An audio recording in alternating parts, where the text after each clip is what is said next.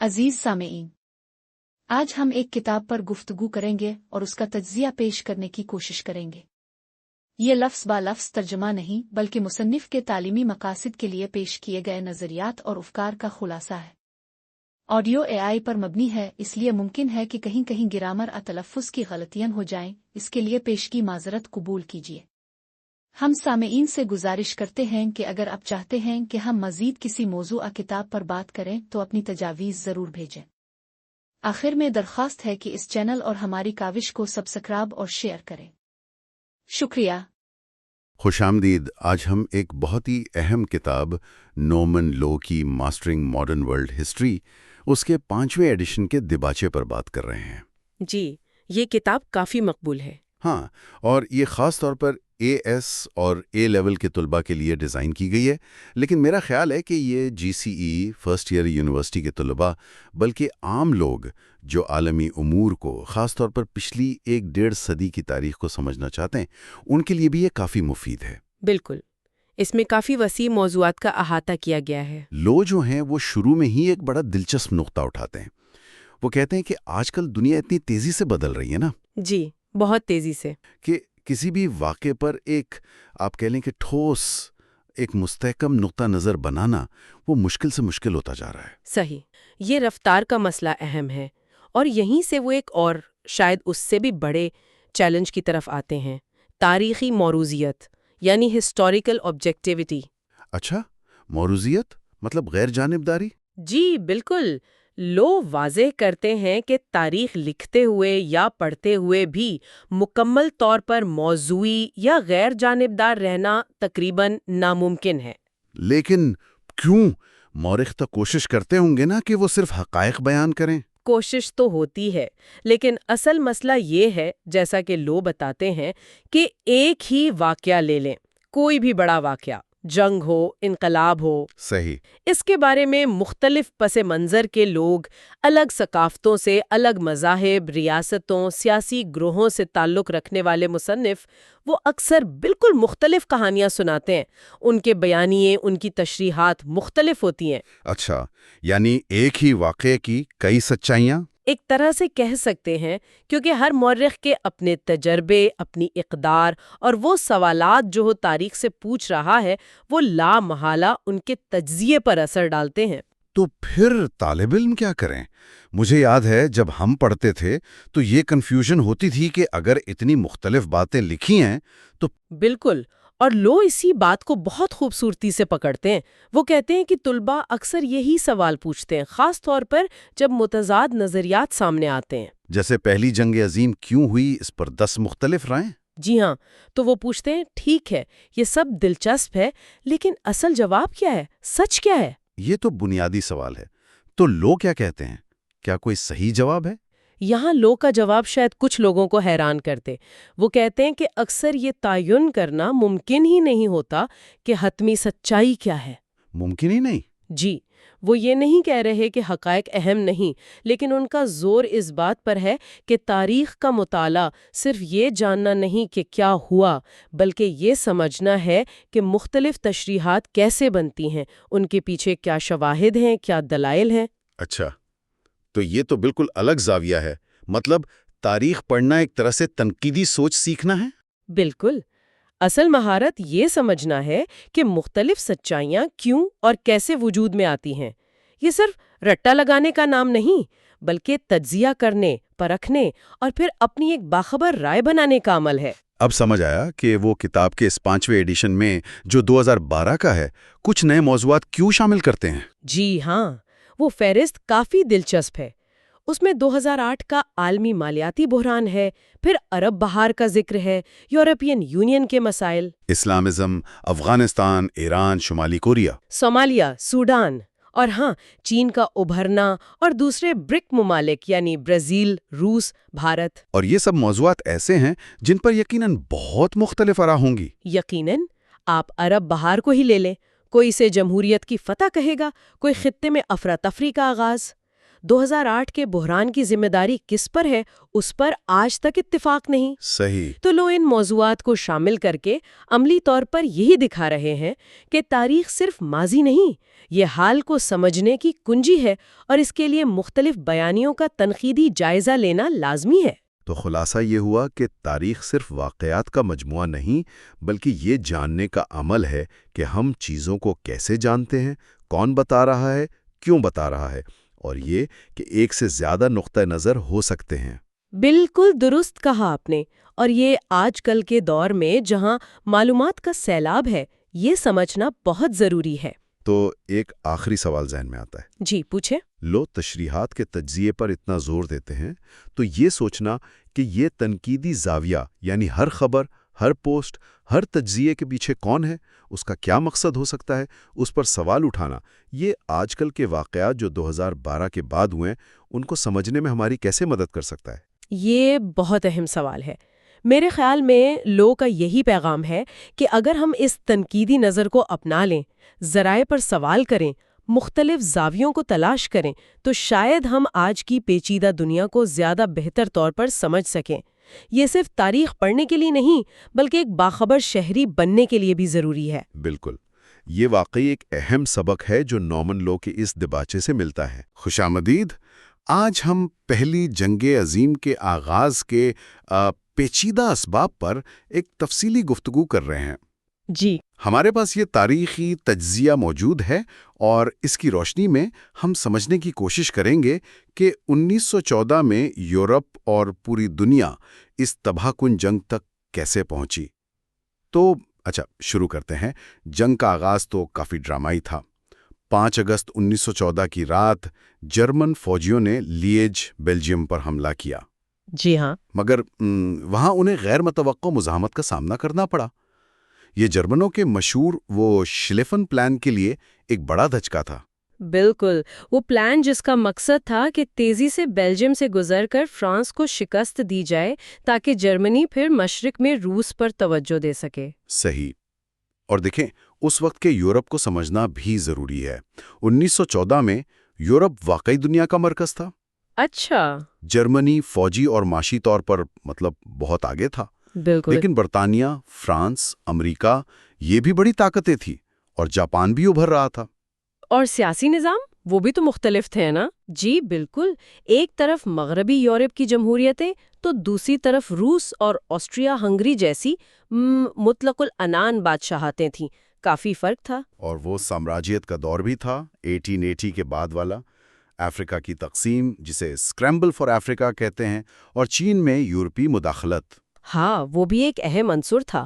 یہ توسیع ظاہر ہے بین الاقوامی سطح پر تناؤ بڑھا رہی تھی۔ تو اس سارے ماحول میں یورپ 2 بڑے فوجی کیمپوں میں بٹا ہوا تھا۔ جی ہاں، ٹرپل الائنس یعنی جرمنی، آسٹریا ہنگری اور اٹلی، اور دوسری طرف ٹرپل انٹانٹے، برطانیہ، فرانس اور روس۔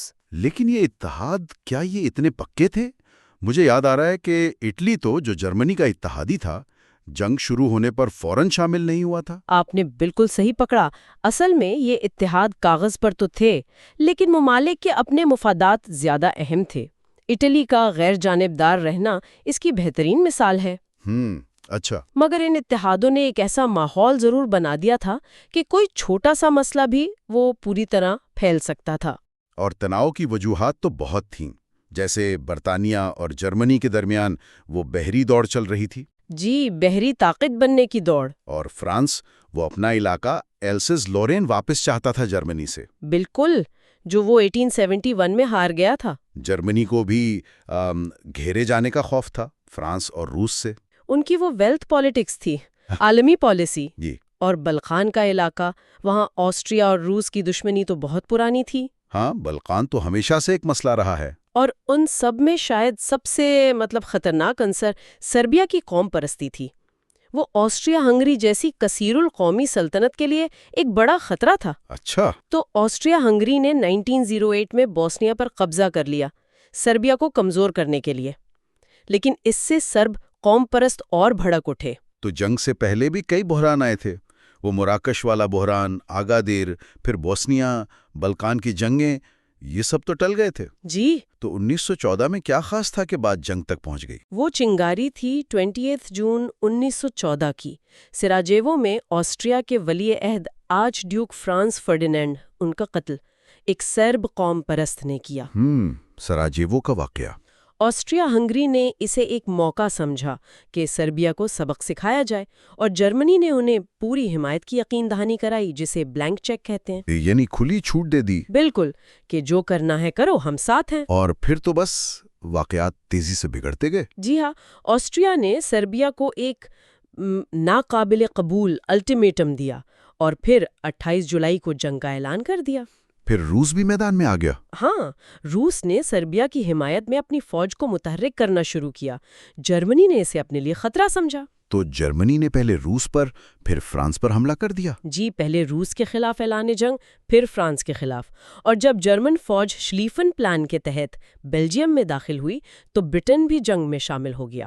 تو مطلب چند ہفتوں میں ہی پورا یورپ جنگ کی لپیٹ میں آ گیا۔ یہ سب اتنی تیزی سے کیسے ہو گیا؟ آخر اس سب کا ذمہ دار کون تھا؟ اس پر تو آج تک بحث ہوتی ہے۔ جی ہاں، یہ بہت پیچیدہ سوال ہے۔ کیا یہ اتحادوں کا نظام تھا جس نے جنگ کو لازمی بنا دیا؟ یا وہ سامراجی اور معاشی دشمنیاں اصل وجہ تھیں؟ یا پھر بحری دوڑ کا کتنا کردار تھا؟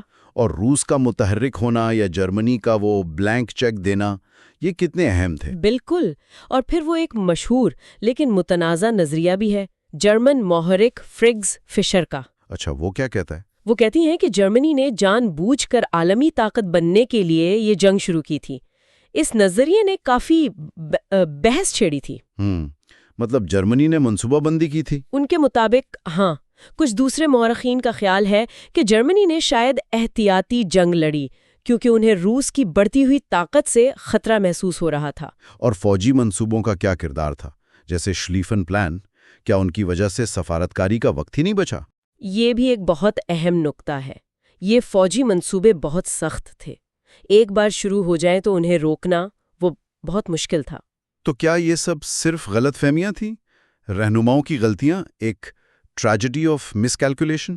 کچھ لوگ ایسا بھی مانتے ہیں، لیکن آج کل زیادہ تر تحقیق وہ ملی جلی ذمہ داری کی طرف اشارہ کرتی ہے۔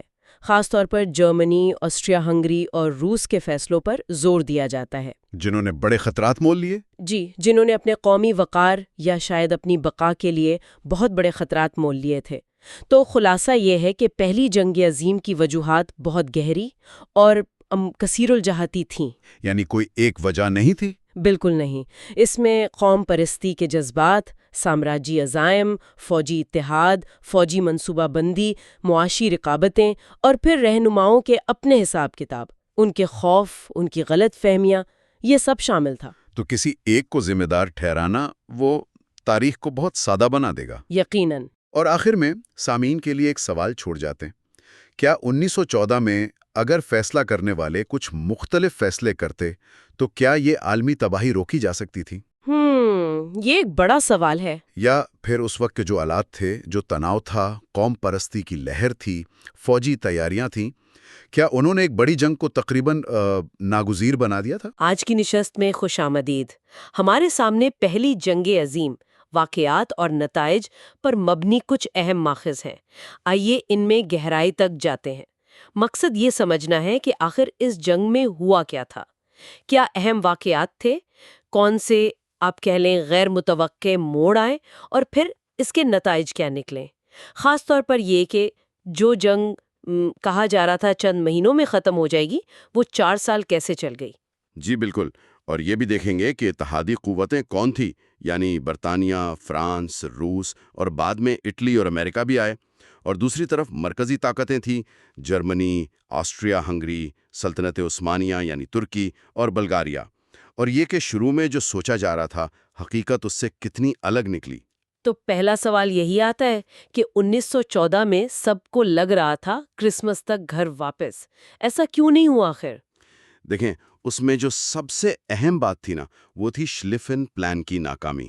اچھا؟ جرمنی کا منصوبہ تھا کہ بیلجیم سے گزر کر تیزی سے فرانس کو شکست دے دیں، پیرس پر قبضہ کر لیں، لیکن بیلجیم نے توقع سے زیادہ مزاحمت کی، اور برطانیہ بھی فوراً مدد کو آ گیا۔ تو وہ جو تیزی والا منصوبہ تھا وہ وہیں رک گیا، پیرس بچ گیا، اور مغربی محاذ پر وہ خندقوں والی جنگ شروع ہو گئی جو پھر ختم ہونے کا نام ہی نہیں لے رہی تھی۔ اچھا، تو جنگ مطلب ایک طرح سے وہیں پھنس گئی. وہ جو کہتے ہیں شیروں کی قیادت گدھے کر رہے تھے، کیا وہ اسی جمود کی طرف اشارہ تھا کہ مطلب جرنیل نئی حقیقت کو سمجھ نہیں پائے؟ جی ہاں، مغربی محاذ پر بالکل یہی تھا. خندقیں تھیں، خاردار تاریں، مشین گنیں تھیں، اور توپ خانے کی بمباری اتنی ہوتی تھی کہ اچانک حملے کا تو سوال ہی نہیں تھا. ورڈن اور سوم کی لڑائیاں آپ دیکھیں، لاکھوں لوگ مارے گئے، لیکن محاذ پر کوئی خاص فرق نہیں پڑا، بس جانیں ضائع ہوئیں. یہ تو مغربی محاذ تھا. مشرقی محاذ پر کیا ہو رہا تھا؟ وہاں بھی یہی حال تھا؟ نہیں، مشرق میں تھوڑی زیادہ نقل و حرکت تھی، لیکن وہاں روس کو جرمنی کے ہاتھوں ٹیننبرگ اور مسوری جھیلوں پر بڑی شکستیں ہوئیں. اور پھر نومبر 1914 میں ترکی بھی مرکزی طاقتوں کی طرف سے جنگ میں شامل ہو گیا. اس سے روس کے لیے بحیرہ اسود کا راستہ بند ہو گیا، جو اس کے لیے بڑا مسئلہ تھا. جی، رسد کا مسئلہ بن گیا ہوگا. بالکل، اتحادیوں سے مدد ملنا بہت مشکل ہو گیا. اور وہ گیلیپولی مہم کا بھی ذکر ملتا ہے. کیا وہ روس کی مدد کے لیے تھی؟ ہاں، 1915 میں اتحادیوں نے یہ کوشش کی تھی کہ گیلیپولی پر حملہ کر کے ترکی کو جنگ سے باہر کر دیں اور روس کے لیے راستہ کھول دیں. لیکن وہ مہم بری طرح ناکام ہوئی، بلکہ اس کا الٹا اثر یہ ہوا کہ بلغاریہ بھی مرکزی طاقتوں کے ساتھ مل گیا، جس سے اتحادیوں کی پوزیشن اور کمزور ہو گئی. اچھا، اب ذرا سمندر کی بات کریں. کیا وہاں بڑی بحری جنگیں ہوئیں جیسی توقع تھی؟ نہیں، حیرت انگیز طور پر ایسا نہیں ہوا. پوری جنگ میں صرف ایک بڑی بحری جنگ ہوئی، جیٹلینڈ کی لڑائی، مئی 1916 میں. اور اس کا نتیجہ؟ وہ بھی مطلب کوئی واضح فاتح نہیں تھا، غیر فیصلہ کن رہی. سمندر پر اصل کہانی تھی اتحادیوں کی بحری ناکہ بندی کی، جس نے جرمنی کو کمزور کیا، اور دوسری طرف جرمنی کی آبدوزیں یعنی یو بوٹس. اچھا، تو کیا یہ آبدوزیں ہی امریکہ کی جنگ میں آنے کی وجہ بنی؟ جی، بنیادی طور پر یہی ہوا. جرمنی نے جب جنوری 1917 میں غیر محدود آبدوز جنگ شروع کی نا، کہ مطلب کوئی بھی جہاز ہو اسے ڈبو دو، تو اس سے امریکی جہازوں کو بھی خطرہ ہوا. اس سے پہلے 1915 میں لوسیتانیہ جہاز ڈوبا تھا، اس میں امریکی شہری بھی تھے. ہاں، وہ واقعہ تو بہت مشہور ہے. بالکل. اور پھر وہ زمرمین ٹیلی گرام والا معاملہ بھی سامنے آ گیا، جس میں جرمنی میکسیکو کو اکسا رہا تھا کہ امریکہ پر حملہ کر دو. تو ان سب چیزوں نے مل کر امریکہ کو اپریل 1917 میں جنگ میں شامل ہونے پر مجبور کر دیا. تو پھر آخرکار 1918 میں جنگ ختم کیسے ہوئی؟ دیکھیں، ایک تو دسمبر 1917 میں روس جنگ سے نکل گیا، انقلاب کی وجہ سے. جی. اس سے جرمنی کو موقع ملا کہ وہ اپنی ساری فوج مشرقی محاذ سے ہٹا کر مغربی محاذ پر لے آئے. 1918 کے شروع میں بہار میں جرمنی نے ایک بہت بڑا حملہ کیا، جسے لیڈنڈورف حملہ کہتے ہیں. شروع میں کافی کامیابی ملی، لیکن اتحادی، جن کی کمان اب فرانسیسی مارشل فک کے پاس تھی اور جنہیں تازہ دم امریکی فوجی مل گئے تھے، وہ اس حملے کو روکنے میں کامیاب ہو گئے. اچھا. پھر اگست 1918 میں اتحادیوں نے جوابی کارروائی شروع کی، اور اس بار انہوں نے ٹینکوں کا بڑا مؤثر استعمال کیا. یہ فیصلہ کن ثابت ہوا. یعنی ٹیکنالوجی نے کردار ادا کیا؟ جی ہاں، جرمن فوج پیچھے ہٹنے لگی. ان کے اتحادی بلغاریہ، ترکی، آسٹریا ہنگری ایک ایک کر کے ہمت ہار گئے، اور آخر میں جرمنی کو بھی 11 نومبر 1918 کو جنگ بندی کی درخواست کرنی پڑی. اگر ہم مجموعی طور پر دیکھیں تو مرکزی طاقتوں کی شکست کی کیا وجوہات سمجھ آتی ہیں؟ کئی چیزیں تھیں. ایک تو جیسا ہم نے کہا، شلیفن پلان ناکام ہوا، تو جرمنی کو شروع سے 2 محاذوں پر لڑنا پڑا. جی. پھر اتحادیوں کی بحری ناکہ بندی بہت مؤثر رہی. اس نے جرمنی کی معیشت اور رسد کو بہت نقصان پہنچایا. ٹھیک. پھر امریکہ کا آنا، اس سے افرادی قوت اور وسائل کا پلڑا اتحادیوں کے حق میں جھک گیا. جرمنی کے اپنے اتحادی بھی اتنے مضبوط نہیں تھے، اور آخر میں جرمن فوج اور عوام کا مرال وہ بھی جواب دے گیا. اور اس جنگ کے اثرات وہ کیا تھے؟ اثرات تو بہت ہی زیادہ تھے. ایک تو جانی نقصان، کروڑوں فوجی مارے گئے. وہ کھوئی ہوئی نسل والی بات، اگرچہ تاریخ دان اس پر پوری طرح متفق نہیں ہے. پھر بڑی بڑی سلطنتیں ختم ہو گئی. جرمن، روسی، آسٹریا ہنگری، عثمانی، کئی نئے ملک بن گئے. یورپ کی وہ جو عالمی بالادستی تھی وہ کم ہوئی، معیشتیں تباہ ہوئیں، اور ہاں، مستقبل میں جنگ روکنے کے لیے لیگ آف نیشنز بنی. تو خلاصہ یہ ہے کہ پہلی جنگ عظیم بالکل ویسی نہیں تھی جیسی شروع میں سوچی گئی تھی. منصوبے ناکام ہوئے، جنگ کا طریقہ، وہ خندقیں اور مشین گنیں بالکل نیا اور تباہ کن تھا. پھر امریکہ کی شمولیت ایک بڑا موڑ ثابت ہوئی اور معاشی اور بحری طاقت نے بھی اپنا کردار ادا کیا۔ بالکل، اور اس کے اثرات وہ صرف یورپ یا میدان جنگ تک نہیں رہے، بلکہ اگلی کئی دہائیوں تک پوری دنیا کی سیاست، معاشرت، معیشت سب کچھ اس سے متاثر ہوا۔ یہاں ایک بات سوچنے کی یہ بھی ہے کہ جنگ کے بعد جو ورسائے کا معاہدہ ہوا، جس کا مقصد تو امن لانا تھا، لیکن جرمنی میں اس کے خلاف شدید رد عمل ہوا۔ کچھ لوگ تو یہ بھی کہتے ہیں کہ اس معاہدے نے ہی کہیں نہ کہیں دوسری جنگ عظیم کی بنیاد رکھتی تھی۔ یعنی کبھی کبھی امن قائم کرنے کی کوششیں بھی انجانے میں نئے مسائل پیدا کر دیتی ہیں۔ السلام علیکم، آج ہم بات کر رہے ہیں لیگ آف نیشنز کی۔ پہلی جنگ عظیم کے بعد دنیا نے امن قائم کرنے کی ایک بہت بڑی کوشش کی۔ ہمارے پاس بین الاقوامی تعلقات اور قوموں کی لیگ کتاب کے کچھ اہم حصے ہیں۔ ہم سمجھنے کی کوشش کریں گے کہ 1919 سے 1933 تک کیا ہوا، یہ ادارہ کیوں بنا، کیا کیا اور کیوں ناکام رہا۔ چلیں اس پر تفصیل سے بات کرتے ہیں۔ جی بالکل۔ تو لیگ بنی کب تھی؟ میرا خیال ہے 1920 میں۔ جی 10 جنوری 1920 معاہدہ ورسائے کے ساتھ ہی اس کا آغاز ہوا اور ہیڈ کوارٹر جنیوا میں رکھا گیا۔ اچھا، اور اس کا مقصد کیا تھا؟ کیا سوچ تھی اس کے پیچھے؟ دیکھیں، بڑا مقصد تو تھا اجتماعی سلامتی، یعنی سب ممالک مل کر کسی بھی جارحیت کو روکیں، اور دوسرا معاشی اور سماجی مسائل حل کرنے کے لیے آپس میں تعاون کرنا۔ اور اس میں ووڈرو ولسن کا بڑا کردار تھا نا، امریکی صدر۔ جی ہاں، ولسن کا بہت زور تھا، بلکہ انہوں نے اس بات پر اصرار کیا کہ لیگ کا جو آئین تھا، کاوننٹ، وہ امن معاہدوں کا لازمی حصہ بنے۔ صحیح، اور اس کا کوئی ڈھانچہ بھی تھا، مطلب کام کیسے کرتی تھی یہ لیگ؟ جی، باقاعدہ ادارے تھے، ایک جنرل اسمبلی تھی جس میں تمام رکن ممالک شامل تھے، پھر ایک کونسل تھی جس میں بڑی طاقتیں تھیں جیسے برطانیہ، فرانس، اٹلی، جاپان اور کچھ منتخب غیر مستقل اراکین بھی۔ اس کے علاوہ ہیگ میں عالمی عدالت انصاف تھی، ایک سیکریٹریٹ تھا اور بہت سی کمیٹیوں اور کمیشنز تھے۔ اچھا خاصا پھیلا ہوا نظام لگتا ہے، صحت، محنت، فوجی امور سب پر کمیشنز؟ جی بالکل، مینڈیٹس کا نظام، اقلیتوں کے حقوق، تخفیف اسلحہ، صحت، محنت، کافی وسیع دائرہ کار تھا۔ تو یہ تو ہوئی ساخت کی، لیکن کیا شروع میں کچھ کامیابی ملی؟ مطلب کیا کوئی امید نظر آئی تھی؟ ہاں بالکل، 1920 کی دہائی کے کچھ کامیابیاں ضرور نظر آتی ہیں۔ چھوٹے موٹے بین الاقوامی جھگڑے حل کروائے، جیسے آلینڈ جزائر کا مسئلہ تھا فن لینڈ اور سویڈن کے درمیان۔ اچھا جی، اور اپر سلیسیا میں جرمنی اور پولینڈ کا سرحدی تنازع، یونان اور بلغاریہ کا جھگڑا، موصل کا مسئلہ ترکی اور عراق کے بیچ، ان میں لیگ نے کردار ادا کیا۔ یہ تو سیاسی کامیابیاں ہو گئیں، سماجی میدان میں بھی کچھ ہوا؟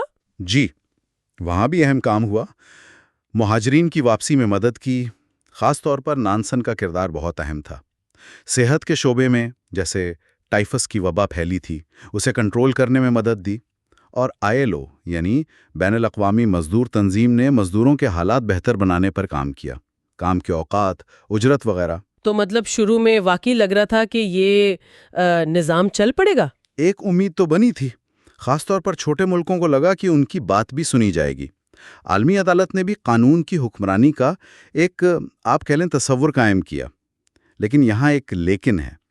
یہ کامیابیاں زیادہ تر ان معاملات میں تھیں جہاں کسی بڑی طاقت کے براہ راست مفادات داؤ پر نہیں لگے تھے۔ اچھا، یعنی جیسے ہی کوئی بڑی طاقت سامنے آتی تھی، لیگ کمزور پڑ جاتی تھی۔ بالکل، 1923 میں کورفو کا واقعہ ہوا، اٹلی میں طاقت دکھائی اور لیگ کچھ خاص نہیں کر سکی۔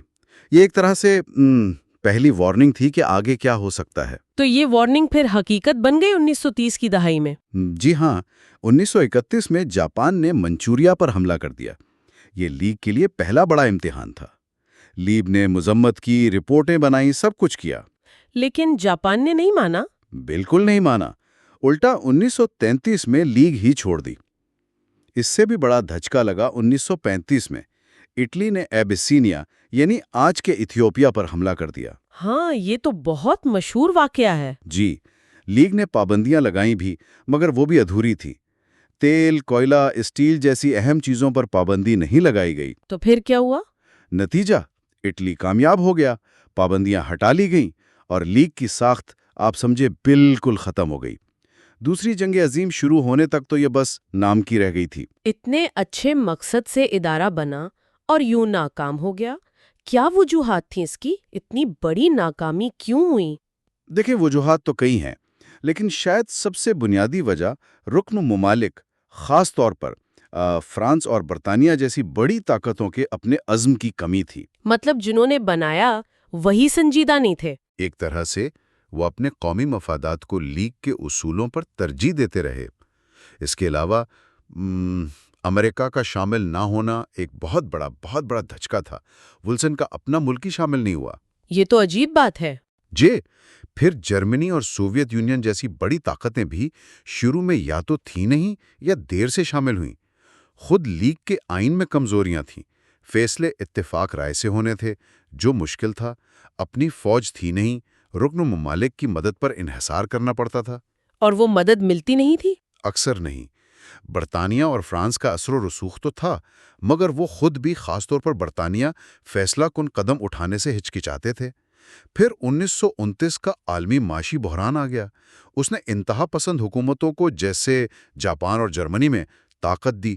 وہ تو بین الاقوامی قوانین کو مانتے ہی نہیں تھے۔ اور وہ تخفیف اسلحہ کانفرنس کا کیا ہوا؟ وہ بھی ناکام ہو گئی 1932-33 میں۔ جرمنی اسی کے بعد کانفرنس اور لیگ دونوں سے نکل گیا۔ تو بس ایک کے بعد ایک ناکامی۔ تھوڑی زیادتی ہو۔ مورخین جیسے روت ہینگ ہیں، وہ کہتے ہیں کہ یہ بین الاقوامی تعاون کی طرف پہلا بڑا قدم تھا۔ اس تجربے سے بہت کچھ سیکھا گیا، اور اسی کی بنیاد پر، یا یوں کہیں کہ اس کے تجربات کو سامنے رکھ کر، اقوام متحدہ یعنی UN بنائی گئی۔ اچھا، یعنی UN کے ادارے لیگ سے متاثر ہیں؟ جی بالکل۔ آپ دیکھیں، جنرل اسمبلی، سیکیورٹی کونسل، عالمی عدالت، ILO، WHO، ان سب کا بنیادی ڈھانچہ اور کام کرنے کا طریقہ کہیں نہ کہیں لیگ کے تجربے سے ہی لیا گیا ہے۔ تو اگر بڑے تناظر میں دیکھیں تو یہ ایک ضروری تجربہ تھا، بھلے ہی اپنے اصل مقصد یعنی جنگ روکنے میں بری طرح ناکام رہا۔ تو خلاصہ یہ ہوا کہ خیال بہت اچھا تھا، بڑا ویژن تھا، لیکن عملی سیاست، عالمی بحران اور سب سے بڑھ کر رکن ممالک، خاص طور پر بڑی طاقتوں کے اپنے مفادات اور عزم کی کمی نے اسے چلنے نہیں دیا۔ بالکل۔ یہ ظاہر کرتا ہے کہ صرف ادارے بنا دینا کافی نہیں ہوتا۔ اصل چیز ان اداروں کو چلانے والوں کا حقیقی ارادہ اور عمل ہے۔ صحیح۔ اور آخر میں ایک سوال چھوڑ جاتا ہوں سب کے لیے سوچنے کو۔ لیگ کی ناکامی سے آج کی دنیا کیا سبق سیکھ سکتی ہے؟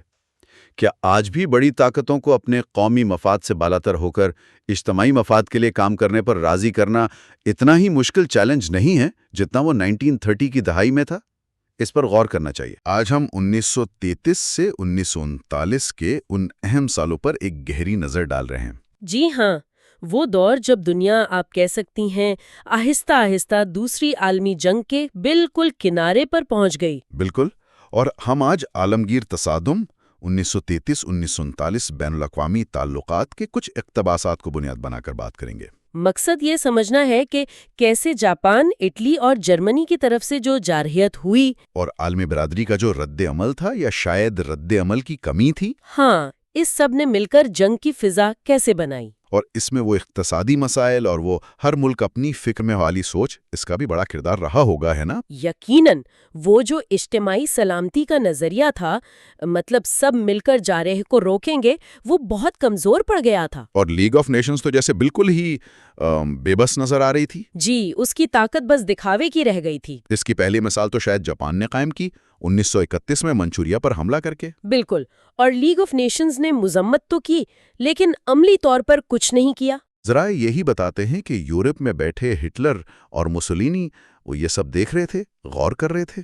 ضرور نوٹ کیا ہوگا، انہیں اندازہ ہو گیا ہوگا کہ عالمی نظام کتنا کمزور ہے۔ جاپان کے اپنے محرکات تھے، تجارت، وسائل کی ضرورت اور شاید چین کی بڑھتی طاقت کا ڈر بھی۔ جی ہاں، اور اس سب کے پیچھے وہ عالمی معاشی بحران، گریٹ ڈپریشن، وہ بھی تو تھا نا؟ صحیح۔ اس نے تو سب ملکوں کو اپنے اندرونی مسائل میں الجھا دیا۔ تو بین الاقوامی معاملات میں کون دخل دیتا؟ پھر لیگ کے پاس اپنی فوج تو تھی نہیں کہ زبردستی کوئی فیصلہ منوا لے۔ تو یہ کمزوری بالکل واضح تھی جب ہٹلر نے یورپ میں اپنے قدم جمانے شروع کیے۔ پہلا بڑا قدم 1935 میں لازمی فوجی بھرتی کا اعلان تھا، جو سیدھا سیدھا معاہدہ ورسائی کی خلاف ورزی تھی۔ بالکل۔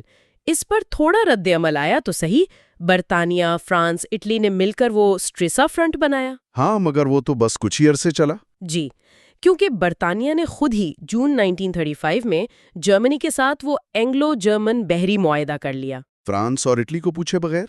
جی ہاں، اس سے جرمنی کو اپنی نیوی بڑھانے کی اجازت مل گئی، جو پھر ورسائی کی خلاف ورزی تھی، اور اسٹریسا فرنٹ کی تو بنیاد ہی ہل گئی۔ تو اس نے تو ہٹلر کا حوصلہ اور بڑھایا ہوگا۔ یقیناً، اسے لگا کہ معاہدے توڑنا اتنا مشکل کام نہیں ہے۔ اچھا، تو اس صورتحال کا فائدہ پھر مسولینی نے اٹھایا۔ اکتوبر 1935 ابیسینیا پر حملہ۔ جی، موجودہ ایتھوپیا۔ مسولینی اٹلی کو بڑی طاقت بنانا چاہتا تھا، نو آبادیاتی عزائم تھے، اندرونی مسائل سے توجہ بھی ہٹانی تھی۔ اور وہ پرانی شکست کا بدلہ بھی، اڈوا والی۔ ہاں، وہ بھی ایک عنصر تھا۔ لیگ نے پابندیاں تو لگائیں، مگر وہ بہت کمزور تھیں۔ تیل، کوئلہ، ان چیزوں پر پابندی نہیں لگی جن سے جنگ چلتی تھی۔ بالکل۔ تو اس ناکامی کا اثر کیا ہوا؟ اثر بہت گہرا ہوا۔ ایک تو لیگ کی ساکھ بالکل ختم ہو گئی، دوسرا مسولینی مغرب سے مایوس ہو کر ہٹلر کے قریب چلا گیا۔ اچھا، وہ روم برلن ایکسس 1936 میں بنا؟ جی، اور ہٹلر نے اس موقع کا خوب فائدہ اٹھایا۔ جب سب کی توجہ ابیسینیا پر تھی، اس نے مارچ 1936 میں رائن لینڈ میں فوج بھیج دی۔ وہ علاقہ جو ورسائی کے تحت غیر فوجی ہونا تھا؟ جی، ایک اور بڑی خلاف ورزی، اور پھر کوئی عملی رد عمل نہیں آیا۔ اور پھر وہ اینٹی کامنٹرن معاہدہ بھی ہوا جرمنی اور جاپان کے بیچ؟ ہاں، کمیونزم کے خلاف۔ بعد میں اٹلی بھی اس میں شامل ہو گیا، اور اسپین کی خانہ جنگی تو جیسے ان طاقتوں کے لیے ایک لیبارٹری بن گئی۔ اپنے ہتھیار آزمانے کے لیے۔ بالکل۔ یہیں سے پھر وہ مفاہمت یا اپیزمنٹ کی پالیسی کا ذکر آتا ہے، خاص طور پر 1937 میں چیمبرلن کے آنے کے بعد۔ جی، خیال یہ تھا کہ ہٹلر کے کچھ مطالبات مان کر جنگ سے بچا جائے۔ اس کے پیچھے کیا سوچ تھی؟ جنگ کا خوف؟ ہاں، پہلی جنگ عظیم کی یادیں تازہ تھیں۔ کچھ لوگ یہ بھی سمجھتے تھے کہ شاید ورسائے معاہدہ جرمنی کے ساتھ سخت تھا۔ کمیونزم کا خوف بھی تھا کہ ہٹلر اس کے خلاف ایک دیوار ہے۔ یہ بھی ایک وجہ تھی، اور امید تھی کہ ہٹلر کو مطمئن کیا جا سکتا ہے۔ برطانیہ فوجی طور پر تیار بھی نہیں تھا۔ لیکن کیا اس سے امن آیا یا ہٹلر کو مزید شہرت ملی؟ زیادہ تر تجزیہ یہی کہتا ہے کہ اس نے ہٹلر کو شہرت دی۔ رائن لینڈ کو قبول کرنا، اسپین میں عدم مداخلت، اور پھر مارچ 1938 میں آسٹریا کا اینشلوش، یعنی جرمنی میں ضم ہو جانا، وہ بھی مان لیا گیا۔ جی، تقریباً بغیر کسی مزاحمت کے۔ فرانس بھی کچھ خاص نہیں کر پایا اپنی اندرونی کمزوریوں کی وجہ سے۔ اور پھر آیا میونخ، ستمبر 1938، مفاہمت کی انتہا۔ سوڈیٹن لینڈ کا بحران، چیکوسلوواکیہ کا جرمن آبادی والا علاقہ۔ برطانیہ اور فرانس نے چیکوسلوواکیہ سے پوچھے بغیر وہ علاقہ جرمنی کو دے دیا۔ اور چیمبرلن واپس آ کر کہہ رہے تھے ہمارے وقت کے لیے امن۔ مگر یہ امن تو چند مہینے بھی نہیں چلا۔ بالکل۔ مارچ 1939 میں ہٹلر نے باقی چیکوسلوواکیہ پر بھی قبضہ کر لیا، وعدہ توڑ دیا، اور اس بار غیر جرمن علاقے پر قبضہ کیا۔ یہی اہم بات تھی۔ اس سے صاف ہو گیا کہ ہٹلر کے عزائم محدود نہیں۔ تو یہاں آ کر چیمبرلن کا رویہ بدلا؟ جی، اب انہیں احساس ہوا کہ ہٹلر پر بھروسہ نہیں کیا جا سکتا۔ رویہ سخت ہوا۔ اور پھر آخری پڑاؤ آیا پولینڈ۔ ہٹلر نے ڈانزگ اور پولش کوریڈور کا مطالبہ کیا۔ پولینڈ نے انکار کیا۔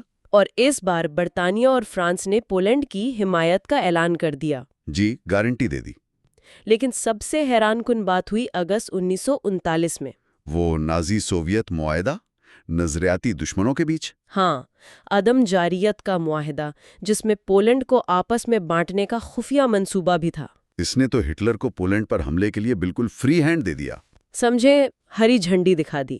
1 سپٹمبر 1939 کو حملہ ہو گیا۔ اور 3 سپٹمبر کو برطانیہ اور فرانس نے جرمنی کے خلاف اعلان جنگ کر دیا۔ جی، یہ اہم ہے کہ انہوں نے جرمنی پر جنگ کا اعلان کیا، نہ کہ جرمنی نے ان پر۔ تو کیا جنگ کو ٹالا جا سکتا تھا؟ یہ سوال تو رہتا ہے۔ بحث تو یہی ہے۔ ہٹلر کے اپنے عزائم تھے، لیبنز راؤم، نسلی جنگ۔ مفاہمت کی پالیسی کا کردار تھا، نازی سوویت معاہدے کی ٹائمنگ، بہت سے عوامل تھے۔ تو خلاصہ یہ ہے کہ یہ چند سال جارحیت، غلط اندازوں، پالیسیوں کی ناکامی، ان سب کا ایک پیچیدہ جال تھا۔ جی، جس نے دنیا کو تباہی کے دہانے پر لا کھڑا کیا۔ مفاہمت کا مقصد شاید نیک تھا، مگر نتیجہ الٹ نکلا۔ اور یہ سوچنے پر مجبور کرتا ہے کہ کیا اس وقت کے رہنما اس دباؤ میں واقعی کچھ اور کر سکتے تھے؟ یا کیا وہ قوم پرستی اور توسیع پسندی کی لہریں اتنی طاقتور ہو چکی تھیں کہ ٹکراؤ ہو کر ہی رہنا تھا؟ یہ ایک بڑا سوال ہے۔ آج ہم دوسری جنگ عظیم پر ایک گہری نظر ڈال رہے ہیں۔ 1939 سے 1945 تک کا وہ دور جو ہمارے ذرائع کے باب 6 کا موضوع ہے۔ اور یہ جنگ پہلی عالمی جنگ سے بہت مختلف تھی، ہے نا؟ تیز رفتار حملے محاذ پوری دنیا میں پھیلے ہوئے تھے۔ جی بالکل، ایک بہت ہی پیچیدہ اور وسیع تنازع تھا۔ آج ہماری کوشش ہوگی کہ اس کے اہم ترین پہلوؤں اور خاص طور پر ان موڑوں پر بات کریں جنہوں نے جنگ کا رخ بدلا، اور ظاہر ہے اس کے جو دیر پا اثرات ہوئے ان کو بھی سمجھنے۔ بالکل، تو آئیے شروع کرتے ہیں۔ سمجھنے کی آسانی کے لیے ہم جنگ کو تقریباً 4 بڑے مراحل میں دیکھ سکتے ہیں۔ جی، یہ ایک اچھا طریقہ ہے۔ تو پہلا مرحلہ ستمبر 1939 سے آپ کہہ لیں دسمبر 1940 تک، یہ جرمنی کی کامیابیوں کا دور تھا۔ وہ ان کی مشہور بلٹس کریگ حکمت عملی، یعنی بجلی کسی تیزی سے حملے۔ جی، ٹینکوں اور فضائیہ کا مربوط استعمال۔ ہاں، اسی سے انہوں نے پولینڈ کو شکست دی، پھر ڈنمارک، ناروے، ہالینڈ، بیلجیم، اور سب سے حیران کرنے والی بات یہ کہ فرانس کو بہت تیزی سے شکست دی تھی۔ اس کی کئی وجوہات تھیں، کچھ تو نفسیاتی بھی، وہ پہلی جنگ عظیم والی سوچ، اور فوجی کمزوریاں بھی، وہ میجینو لائن والی بات۔ بالکل، میجینو لائن مضبوط تو تھی، لیکن وہ آرڈنس کے جنگل والے حصے کو محفوظ نہیں بنا سکیں جہاں سے جرمنوں نے حملہ کیا، اور ٹینکوں کا استعمال بھی فرانسیسیوں کا اتنا مؤثر نہیں تھا، وہ بکھرے ہوئے تھے۔ قیادت کی غلطیاں بھی تھیں۔ اچھا، لیکن اسی دور میں جرمنی کو ایک بڑا دھچکا بھی لگا۔ جی ہاں، بیٹل آف برٹن۔ جرمنی برطانیہ پر فضائی برتری حاصل نہیں کر سکا۔ RAF یعنی رائل ایئر فورس نے زبردست مقابلہ کیا۔ ریڈار کا استعمال بہت اہم ثابت ہوا۔ اور جرمن بمبار طیاروں کی رینج کا بھی مسئلہ تھا شاید۔ وہ بھی تھا، اور کچھ حکمت عملی کی غلطیاں بھی ہوئیں، جیسے انہوں نے لڑاکا طیاروں کے بجائے لندن جیسے شہروں پر بمباری شروع کر دی۔ تو یہ جنگ کا پہلا بڑا موڑ تھا جس نے دکھایا کہ ہٹلر ناقابل تسخیر نہیں ہے۔ صحیح۔ پھر 1941 سے جنگ کا دائرہ اور پھیلا۔ یہ سال تو بہت ہی اہم لگتا ہے، بہت زیادہ۔ جون 1941 میں ہٹلر نے سوویت یونین پر حملہ کر دیا، آپریشن بارباروسا جسے کہتے ہیں۔ یہ ایک بہت بڑی اسٹریٹجک غلطی ثابت ہوئی، خاص طور پر جب روسی سردیاں آ گئیں۔ بالکل۔ اور پھر اسی سال دسمبر 1941 میں جاپان نے پرل ہاربر پر حملہ کیا، جس سے امریکہ براہ راست جنگ میں شامل ہو گیا۔ اور ہٹلر نے فوراً امریکہ کے خلاف بھی اعلان جنگ کر دیا، جو ایک اور آپ کہہ سکتے ہیں مالک غلطی تھی۔ جی، تو یہاں سے یعنی 1942 کے وسط سے 1943 کے وسط تک جنگ کا پانسا پلٹنا شروع ہوا۔ 3 بہت اہم معرکے ہوئے اس دوران۔ کون کون سے؟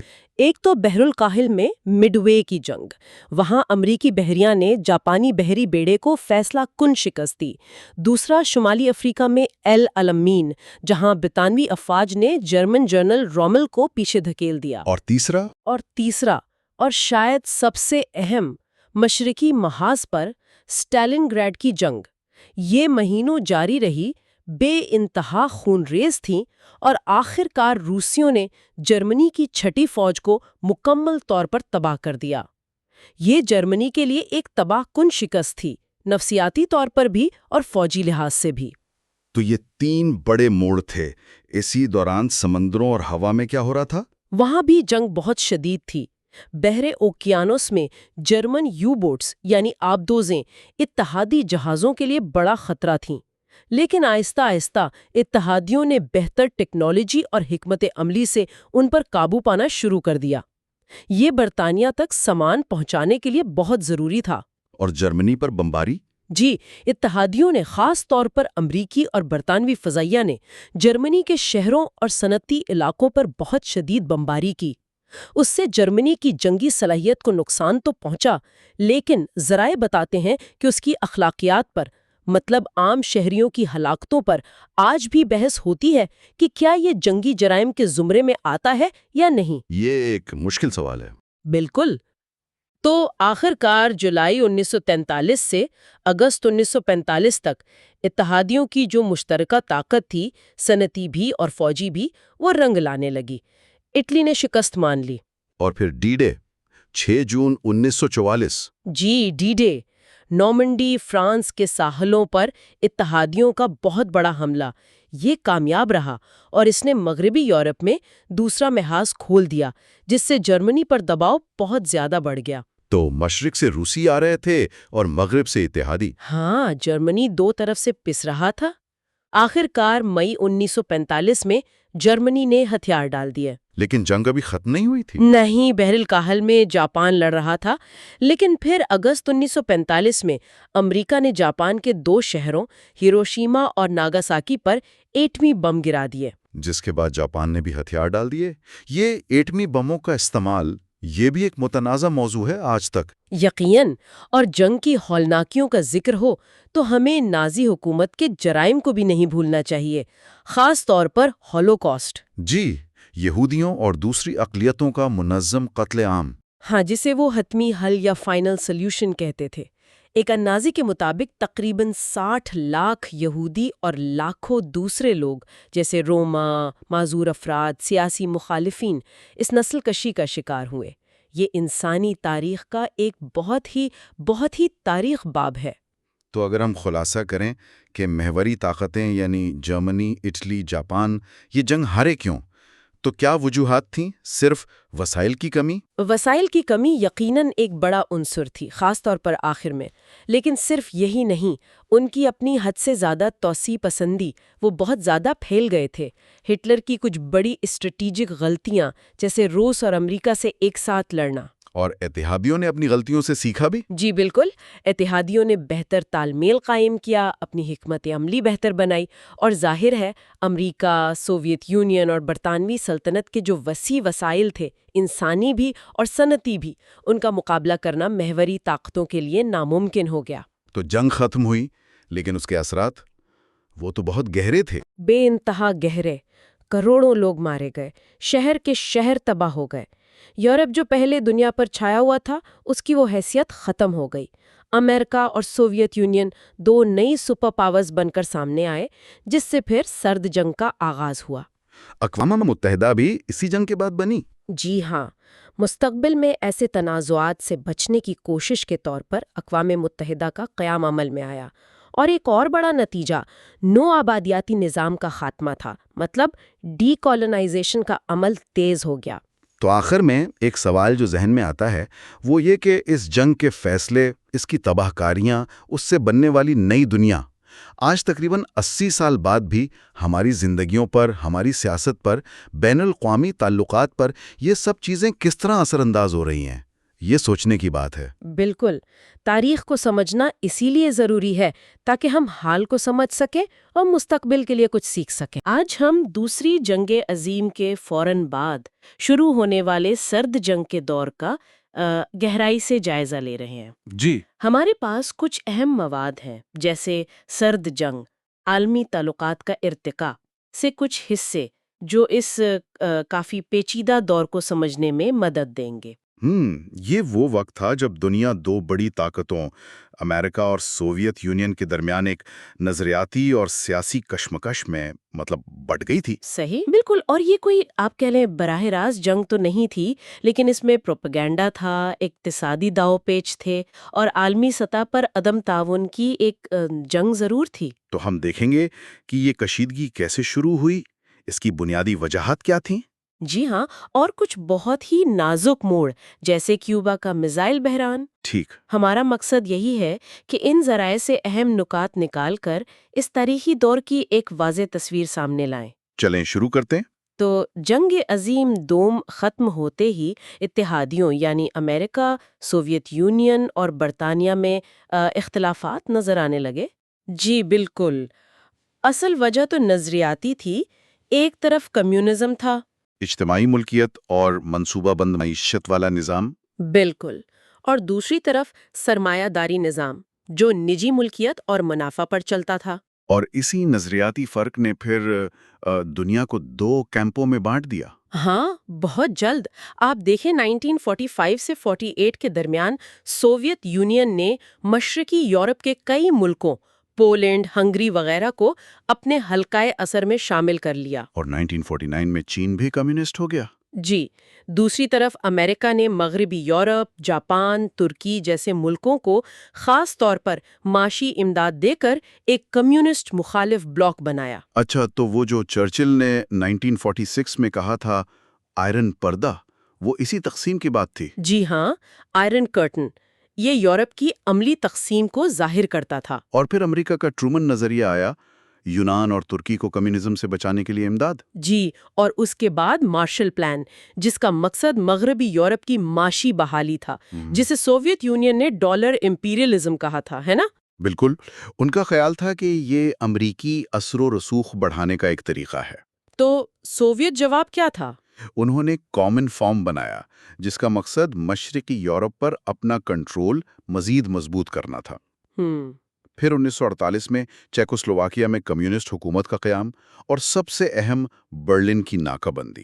برلن بلاکیڈ اور مغربی طاقتوں کی وہ مشہور ایئر لفٹ۔ جی، برلن ایئر لفٹ، وہ بہت کامیاب رہی اور ایک طرح سے مغرب کے عزم کا مظہر تھی۔ اور اسی بحران کے بعد پھر نیٹو بنا۔ بالکل، شمالی اوقیانوس معاہدے کی تنظیم یعنی نیٹو، مغربی ممالک کا دفاعی اتحاد۔ اور اسی دوران جرمنی بھی دو حصوں میں تقسیم ہو گیا، مشرقی اور مغربی جرمنی۔ تو کشیدگی تو مطلب بڑھتی ہی گئی۔ جی، اور پھر 1949 میں وہ اہم واقعہ ہوا، سوویت یونین نے ایٹم بم کا کامیاب تجربہ کر لیا۔ ہاں، اور یہیں سے وہ خطرناک جوہری ہتھیاروں کی دوڑ شروع ہوئی۔ دونوں طاقتوں نے پھر ہائیڈروجن بم بنائے۔ اور پھر ICBMs یعنی بین البراعظمی بیلسٹک میزائل، یہ وہ میزائل تھے جو ایک براعظم سے دوسرے تک مار کر سکتے تھے۔ مطلب خطرہ عالمی سطح پر پہنچ گیا۔ بالکل۔ لیکن کیا یہ کشیدگی ہمیشہ ایک جیسی رہی؟ کیا کبھی کوئی نرمی بھی آئی؟ جی، آئی تھی۔ 1953 میں اسٹالن کی موت کے بعد کچھ وقت کے لیے ماحول تھوڑا بہتر ہوا، جسے تھو یا پگھلاؤ کا دور کہتے ہیں۔ جیسے 1955 کا آسٹریا کا معاہدہ۔ جی، وہ اسی دور کی ایک مثال ہے۔ لیکن یہ سکون زیادہ دیر نہیں رہا۔ جواب میں سوویت یونین اور اس کے اتحادیوں نے اپنا فوجی اتحاد وارسا پیکٹ بنا لیا۔ اچھا۔ پھر 1966 میں ہنگری میں سوویت مداخلت ہوئی اور 1961 میں برلن دیوار تعمیر کر دی گئی، جس نے تقسیم کو اور زیادہ ٹھوس بنا دیا۔ اب آتے ہیں اس لمحے پر جسے شاید سرد جنگ کا سب سے خطرناک موڑ کہا جاتا ہے، 1962 کا کیوبا میزائل بحران۔ جی بالکل۔ فیڈل کاسٹرو کیوبا میں آ چکے تھے، امریکہ مخالف تھے، تو سوویت یونین نے امریکہ کے اتنے قریب کیوبا میں جوہری میزائل کیوں نصب کرنے کا فیصلہ کیا؟ اس کے کئی وجوہات بتائی جاتی ہیں۔ ایک تو یہ کہ امریکہ نے ترکی میں اپنے میزائل نصب کر رکھے تھے جو سوویت یونین کے قریب تھے، یہ اس کا جواب تھا۔ اچھا، بدلہ؟ ایک طرح سے۔ دوسرا، کاسٹرو کی حکومت سے اظہار یکجہتی اور اسے امریکی حملے سے بچانا۔ اور تیسرا، شاید وہ نئے امریکی صدر کینیڈی کو آزمانا بھی چاہتے تھے۔ اور پھر امریکی جاسوس طیاروں نے وہ اڈے دیکھ لیے؟ جی، U-2 طیاروں نے، اور بس دنیا جوہری جنگ کے دہانے پر آ گئی۔ کینیڈی نے فوری طور پر کیوبا کی بحری ناکہ بندی کا اعلان کر دیا۔ یہ تو بہت ہی سنگین صورتحال تھی۔ پھر یہ معاملہ حل کیسے ہوا؟ آخرکار کافی پس پردہ بات چیت کے بعد سوویت رہنما خروشچیف نے میزائل ہٹانے پر رضامندی ظاہر کی۔ لیکن بدلے میں کچھ شرائط ہوں گی؟ ہاں، امریکہ نے عوامی سطح پر وعدہ کیا کہ وہ کیوبا پر حملہ نہیں کرے گا، اور ایک خفیہ معاہدہ بھی ہوا کہ امریکہ ترکی سے اپنے جوپیٹر میزائل ہٹا لے گا۔ تو یہ ایک طرح کی سودے بازی تھی جس نے دنیا کو بچا لیا۔ جی، ایک بہت ہی خطرناک کھیل تھا جو خوش قسمتی سے جنگ پر ختم نہیں ہوا۔ ایک اور دلچسپ بات یہ ہے کہ مورخین اس پوری سر جنگ کی وجوہات پر بھی پوری طرح متفق نہیں، مختلف نظریات ہیں، ہے نا؟ بالکل۔ شروع میں خاص طور پر مغربی مورخین، جنہیں ٹریڈیشنلزم والے کہا جاتا ہے، وہ زیادہ تر ذمہ داری اسٹالن کی توسیع پسندی اور کمیونزم پھیلانے کی خواہش پر ڈالتے تھے۔ ٹھیک ہے۔ پھر بعد میں ریویژنسٹ مورخین آئے، انہوں نے کہا کہ نہیں، امریکی جارحانہ خاص طور پر ان کے اقتصادی عزائم بھی ایک بڑا کردار ادا کر رہے تھے۔ اور آج کل کون سا نظریہ زیادہ مانا جاتا ہے؟ آج کل پوسٹ ریویژنسٹ نظریہ زیادہ عام ہے، جو کہتا ہے کہ یہ معاملہ اتنا سادہ نہیں تھا، دونوں طرف سے غلط فہمیاں تھیں، خوف تھا، موقع پرستی تھی، ذمہ داری کسی ایک فریق پر نہیں ڈالی جا سکتی، یہ ایک پیچیدہ تعامل تھا۔ تو ان تمام ذرائع اور بحث سے جو بات سامنے آتی ہے وہ یہ ہے کہ سر جنگ صرف فوجی طاقت کا کھیل نہیں تھی، یہ نظریات کی جنگ تھی، معیشت کی، نفسیات کی اور جاسوسی کی ایک بہت گہری کشمکش تھی۔ جی بالکل۔ اور کیوبا میزائل بحران جیسے لمحات نے تو واقعی دنیا کو تباہی کے بالکل قریب پہنچا دیا تھا۔ صحیح کہا، اور یہ ہمیں یہ سوچنے پر بھی مجبور کرتا ہے کہ تاریخ کتنی پیچیدہ ہے جب ہم دیکھتے ہیں کہ کیسے ایک عمل جیسے ترکی میں امریکی میزائل دوسرے رد عمل یعنی کیوبا میں سوویت میزائل کو جنم دیتا ہے، اور مورخین بھی اس کی وجوہات پر پوری طرح متفق نہیں۔ تو کیا ہم آج کی دنیا کے بین الاقوامی تنازعات کو سمجھنے کے لیے ماضی کی ان غلط فہمیوں، ان پیچیدہ اسباب و اثرات سے کچھ سبق سیکھ سکتے ہیں؟ یہ ایک اہم سوال ہے جس پر غور کرنا چاہیے۔ اقوام متحدہ، اچھا، یہ وہ ادارہ ہے جو دوسری جنگ عظیم کے بعد بنا تھا۔ مقصد تو یہی تھا کہ دنیا میں امن ہو، جنگیں نہ ہوں۔ جی بالکل۔ آج ہم ذرا اسی تنظیم کو سمجھنے کی کوشش کر رہے ہیں۔ ہمارے پاس جو معلومات ہیں ان کی بنیاد پر دیکھیں گے کہ یہ کام کیسے کرتی ہے، اس کے اصل مقاصد کیا تھے، اور یہ کامیاب کتنی رہی ہے، خاص طور پر امن قائم کرنے اور لوگوں کی زندگی بہتر بنانے میں۔ بالکل، اور یہ جاننا ضروری ہے کہ اقوام متحدہ وہ لیگ آف نیشنز کی ناکامی کے بعد بنی تھی، تو اس سے سبق سیکھا گیا۔ اچھا، مقصد صرف جنگ روکنا نہیں تھا، بلکہ معاشی ترقی، سماجی بہبود، انسانی حقوق کا تحفظ، یہ سب بھی شامل تھے۔ تو کافی وسیع مقاصد تھے۔ جی ہاں، اور اس کا نظام بھی کافی بڑا ہے۔ ایک تو جنرل اسمبلی ہے جس میں تمام رکن ممالک ہیں، ہاں، سبھی شامل ہیں۔ پھر سلامتی کونسل ہے جو زیادہ اہم فیصلے کرتی ہے، خاص طور پر امن و امان کے، اور پھر عالمی عدالت انصاف اور بھی کئی ادارے ہیں۔ یہ سلامتی کونسل کا ذکر آپ نے کیا، یہ تو بہت سنا ہے، خاص طور پر وہ 5 مستقل اراکین، چین، فرانس، روس، برطانیہ، امریکہ۔ جی، اور ان کے پاس وہ ویٹو کا حق ہے۔ یہ ویٹو کیا چیز ہے اصل میں؟ یہ فیصلوں پر کیسے اثر ڈالتا ہے؟ جی دیکھیں، ویٹو کا مطلب سیدھا سا ہے کہ ان 5 میں سے کوئی ایک ملک بھی اگر نہ چاہے تو کوئی اہم قرارداد منظور نہیں ہو سکتی، اچھا، چاہے باقی سب راضی ہوں۔ بالکل، چاہے باقی سب متفق ہوں، یہی ویٹو پاور۔ اور دوسری بات کہ اقوام متحدہ کی اپنی کوئی مستقل فوج نہیں ہے۔ یہ بھی ایک نکتہ ہے۔ جی، یہ 2 بڑی رکاوٹیں رہی ہیں اس کی امن قائم کرنے کی صلاحیت میں۔ سرد جنگ کے دوران تو اس کا کردار اکثر کافی محدود ہی رہا، لیکن کچھ کامیابیاں بھی تو ہوں گی۔ جی ہاں، کہیں کہیں کامیاب بھی ہوئی، جیسے جنگ بندی کروانے میں یا امن دستے بھیجنے میں۔ مجھے یاد پڑتا ہے وہ 1956 کا سویز بحران، وہاں تو اقوام متحدہ نے کردار ادا کیا تھا نا؟ بالکل صحیح، سویز بحران میں عالمی دباؤ کام آیا، اقوام متحدہ کے امن دستوں نے بھی کردار ادا کیا اور حملہ آوروں کو پیچھے ہٹنا پڑا، وہ ایک کامیابی تھی۔ لیکن پھر ناکامی کی مثالیں بھی ہوں گی؟ یقیناً، اسی سال 1956 میں ہی جب روس نے ہنگری میں فوجی مداخلت کی، ہاں، تو اقوام متحدہ کچھ نہیں کر سکی۔ روس نے سلامتی کونسل میں قرارداد کو ویٹو کر دیا۔ اوہو، تو یہ صاف ظاہر ہوتا ہے کہ جب بڑی طاقتوں کے مفادات آڑے آتے ہیں تو تنظیم اکثر کیا کہتے ہیں بے بسی ہو جاتی ہے۔ تو یہ تو سلامتی کونسل کی سطح کی بات ہو گئی، سیاست، طاقت کا کھیل۔ لیکن اقوام متحدہ کا ایک اور رخ بھی تو ہے، وہ معاشی اور سماجی کام۔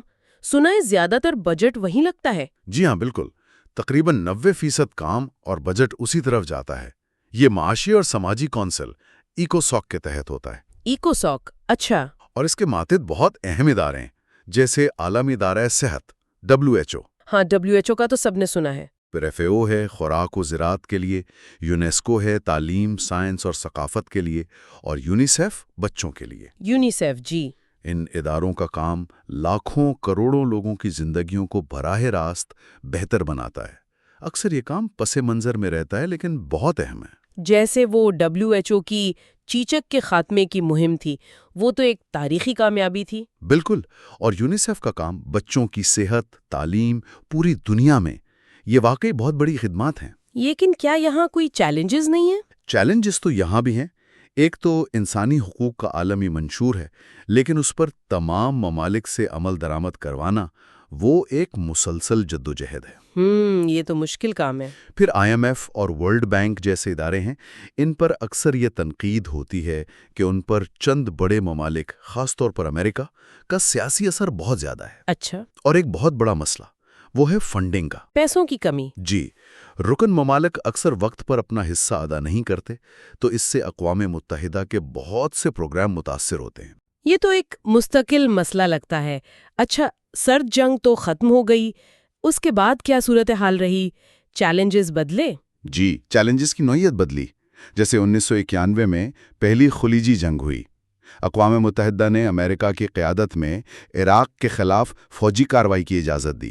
ہاں، وہ ایک بڑا واقعہ تھا۔ کچھ لوگوں نے اسے اقوام متحدہ کے کردار کی بحالی سمجھا، لیکن پھر صومالیہ اور بوسنیا میں اقوام متحدہ کی امن کارروائیاں وہ ناکام سمجھی گئیں۔ اچھا، اور شاید سب سے بڑا دھچکا وہ 2003 میں لگا، جب امریکہ اور برطانیہ نے اقوام متحدہ کی منظوری کے بغیر ہی عراق پر حملہ کر دیا۔ جی، وہ تو بہت متنازع تھا۔ اس سے تنظیم کے اختیار اور اس کی ساکھ کو بہت شدید نقصان پہنچا۔ تو اگر ہم سارا جائزہ لیں، ایک مجموعی تصویر دیکھیں، تو یہ تو بڑی ملی جلی سی تصویر بنتی ہے۔ بالکل۔ ایک طرف سلامتی کونسل ہے، جہاں بڑی طاقتوں کی سیاست ہے، ویٹو کی رکاوٹ ہے، امن قائم کرنے میں کامیابیاں محدود ہیں۔ جی، لیکن دوسری طرف صحت، تعلیم، خوراک، انسانی حقوق، ان شعبوں میں بہت گراں قدر خدمات بھی ہیں۔ یقیناً۔ اور یہ نہیں بھولنا چاہیے کہ یہ ایک عالمی فورم تو مہیا کرتی ہے، ایک ایسی جگہ جہاں چھوٹے بڑے سبھی ممالک اپنی بات رکھ سکتے ہیں۔ یہ بھی اہم نقطہ ہے۔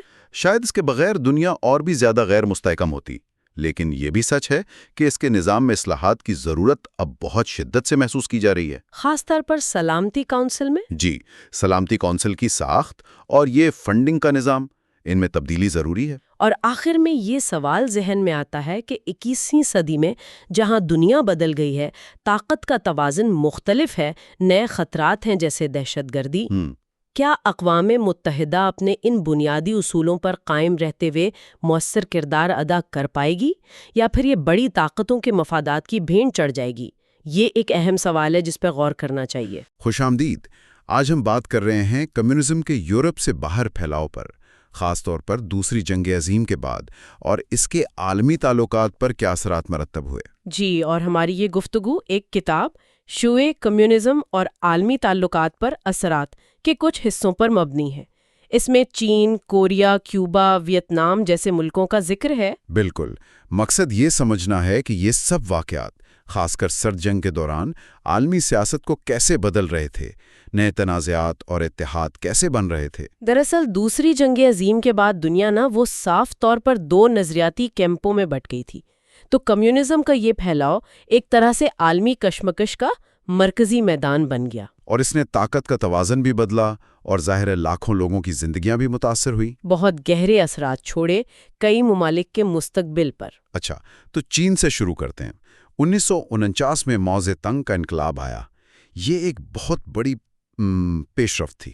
دیکھیں، جاپانی قبضے کے بعد کوریا کو عارضی طور پر 38ویں متوازی لکیر پر تقسیم کیا گیا تھا، شمال اور جنوب میں۔ اچھا، تو 1950 میں شمالی کوریا نے، جسے روس اور چین کی حمایت حاصل تھی، اس نے جنوبی کوریا پر حملہ کر دیا۔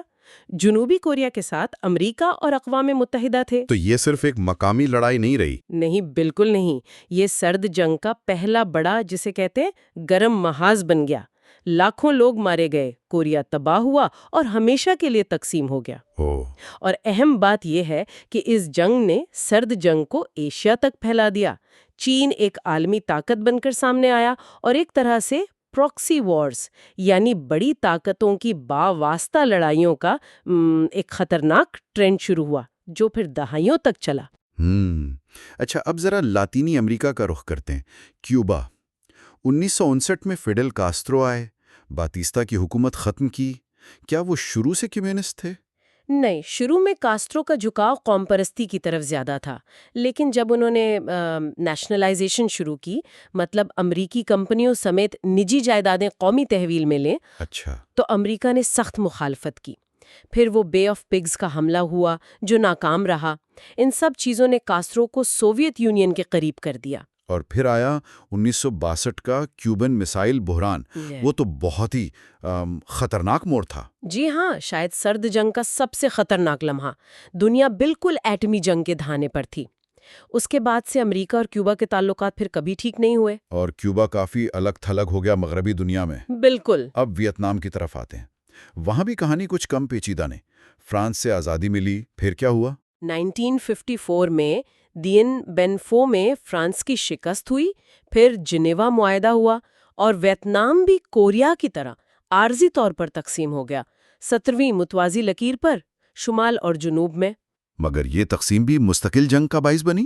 جی، جنوبی ویتنام میں خانہ جنگی شروع ہو گئی۔ شمالی ویتنام چین اور روس کی حمایت یافتہ ویٹ کانگ یعنی NLF اس میں شامل تھی۔ اور امریکہ کیوں کود پڑا اس جنگ میں؟ وہ ڈومینو تھیوری کیا چیز تھی؟ امریکہ کو یہ ڈر تھا، جسے وہ ڈومینو تھیوری کہتے تھے، کہ اگر ویتنام کمیونسٹ بن گیا تو آس پاس کے دوسرے ممالک بھی ایک ایک کر کے کمیونزم کے اثر میں آ جائیں گے، جیسے تاش کے پتے گرتے ہیں۔ اچھا، اس ڈر سے انہوں نے مداخلت کی؟ جی، اسی خوف سے امریکہ نے جنوبی ویتنام کی حمایت میں بہت بڑے پیمانے پر فوجی مداخلت کی، بہت شدید بمباری کی، پھر ویتنامائزیشن کی پالیسی لائی کہ جنگ ویتنامی خود لڑیں۔ لیکن یہ سب ناکام رہا۔ بالکل ناکام۔ ویت کانگ کی گریلا جنگ کے سامنے امریکی فوجی طاقت کچھ نہیں کر سکی۔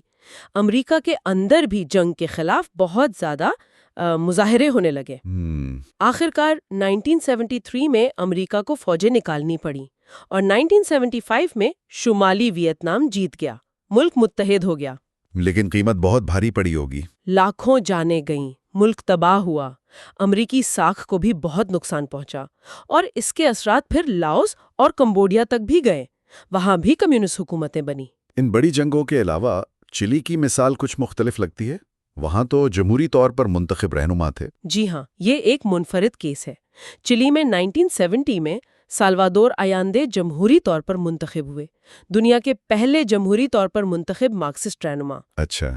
انہوں نے اصلاحات کی، جیسے تانبے کی صنعت کو قومیایا، زرعی اصلاحات کی، لیکن اندرونی مخالفت تھی اور ساتھ ہی امریکی مداخلت بھی۔ CIA پر الزام ہے کہ اس نے معیشت کو غیر مستحکم کیا۔ اور نتیجہ 1973 میں فوجی بغاوت نکلا، آیاندے مارے گئے اور جنرل پینوشے کی ایک لمبی آمریت قائم ہو گئی۔ اسی طرح افریقہ میں بھی انگولا اور موزمبیق میں پرتگال سے آزادی کے بعد مارکسسٹ حکومتیں بنی۔ تو یہ سارے تنازعات، یہ مداخلتیں، ایٹمی جنگ کا خوف، کیا انہی چیزوں نے آخرکار دونوں سپر پاورز کو قریب آنے پر، مطلب تعلقات کچھ بہتر کرنے پر مجبور کیا؟ بالکل، خاص طور پر ویتنام کا جو تجربہ تھا امریکہ کے لیے، پھر ایٹمی جنگ کا خطرہ جو حقیقی لگنے لگا تھا، معاشی دباؤ بھی تھا دونوں پر، اور ایک اور اہم بات، چین اور امریکہ کے تعلقات میں ایک ڈراماٹک تبدیلی آئی۔ ان سب نے مل کر 1970s کی دہائی میں دیتانت یعنی تناؤ میں کمی کی فضا بنائی۔ اس دوران کچھ اہم معاہدے بھی ہوئے ہتھیاروں کو کنٹرول کرنے کے لیے؟ جی، جیسے SALT I معاہدہ 1972 میں ایٹمی ہتھیاروں کو محدود کرنے کے لیے۔ پھر 1975 میں ہیلسنکی معاہدہ ہوا، جس میں یورپی سرحدوں اور انسانی حقوق پر بات ہوئی۔ اور پھر گورباچوف کے آنے کے بعد؟ ہاں، میخائیل گورباچوف کے دور میں 1987 میں INF ٹریٹی ہوئی، جس نے درمیانے فاصلے کے میزائل ختم کیے۔ گورباچوف کی اپنی اصلاحات اور پھر افغانستان سے روسی فوجوں کا انخلاء، ان سب نے سرد جنگ کے خاتمے میں بہت اہم کردار ادا کیا۔ اور پھر 1989 سے 91 کے بیچ تو جیسے سب کچھ بدل گیا۔ بالکل، تاریخ نے جیسے ایک دم کروٹ لی۔ مشرقی یورپ میں ایک کے بعد ایک کمیونسٹ حکومتیں ختم ہوتی گئیں، پولینڈ، ہنگری، پھر دیوارِ برلن گری، مشرقی جرمنی، چیکوسلواکیا۔ جرمنی بھی متحد ہو گیا۔ جی، اور آخر میں دسمبر 1991 میں سوویت یونین خود ہی تحلیل ہو گیا، سرد جنگ ختم ہو گئی۔ تو خلاصہ یہ ہے کہ کمیونزم کے اس عالمی پھیلاؤ نے نظریاتی بنیادوں پر شدید عالمی تنازعات پیدا کیے، پراکسی جنگیں ہوئیں، لاکھوں جانیں گئیں۔ اور امریکہ اور سوویت یونین دونوں کی مداخلتوں نے بہت سے ملکوں کی تاریخ اور ان کے مستقبل پر بہت گہرے اور اکثر منفی اثرات ڈالے۔ سرد جنگ تو ختم ہو گئی، سپر پاور دشمنی بھی، لیکن پھر نئے مسائل سامنے آئے۔ جی، قوم پرستی پر مبنی نئے تنازعات شروع ہو گئے، جیسے سابق یوگوسلاویہ میں ہوا۔ ایٹمی ہتھیاروں کے پھیلاؤ کا خطرہ بڑھ گیا اور جو ممالک کمیونزم سے نکلے تھے انہیں شدید معاشی مشکلات کا سامنا کرنا پڑا۔ ٹھیک ہے، تو آخر میں اپنے سامعین کے لیے ایک سوال چھوڑ جاتے ہیں۔ سرد جنگ کے دوران نظریات کی بنیاد پر جو عالمی طاقتوں کی مداخلتیں تھیں اور آج کل جو عالمی طاقتوں کے اقدامات ہیں، ان میں کیا کوئی مماثلت نظر آتی ہے یا کچھ فرق ہے؟ کیا تاریخ خود کو دہرا رہی ہے یا یہ بالکل نیا دور ہے؟ اچھا، تو آج ہم 1945 کے بعد کے یورپ پر بات کرتے ہیں۔ دوسری جنگ عظیم کے بعد کا وقت، بر اعظم تباہ حال تھا، تعمیر نو کی شدید ضرورت تھی، اور کہیں نہ کہیں ایک متحدہ یورپ کا خواب بھی تھا۔ ہمارے پاس جو اردو الفاظ کا سمندر کے اقتباسات ہیں، ان کی روشنی میں آج ہم دیکھتے ہیں کہ یورپ کیسے تقسیم ہوا، کیسے جڑنے کی کوششیں ہوئیں، کمیونزم کا کیا بنا، اور پھر کیا ہوا۔ آئیے اس کا گہرائی میں جائزہ لیں۔ جی بالکل، لیکن دیکھیں جنگ ختم ہوتے ہی یورپ فوراً تقسیم ہو گیا، نظریاتی بنیادوں پر۔ امریکہ نے مارشل پلان دیا مغربی یورپ کو، معاشی مدد انہوں نے لے لی۔ دوسری طرف سوویت یونین تھا، انہوں نے مشرقی یورپ کو منع کر دیا کہ یہ امداد نہ لیں۔ انہیں ڈر تھا کہ ان کا اثر کم ہو جائے گا۔ یہیں سے وہ آئرن کرٹن والی بات شروع ہوئی ہے نا، جس نے بر اعظم کو صاف صاف دو حصوں میں بانٹ دیا۔ اور ذرائع یہ بتاتے ہیں کہ مغربی یورپ نے مارشل پلان سے کافی تیزی سے خود کو سنبھالا۔ او ای سی بنی معاشی تعاون کے لیے، جو بعد میں او ای سی ڈی بن گئی۔ پھر 1949 میں نیٹو آ گیا، فوجی اتحاد، اور 1957 میں ای ای سی یعنی مشترکہ منڈی کا منصوبہ۔ اور مغربی جرمنی کی معیشت وہ تو کمال ہی کر گئی۔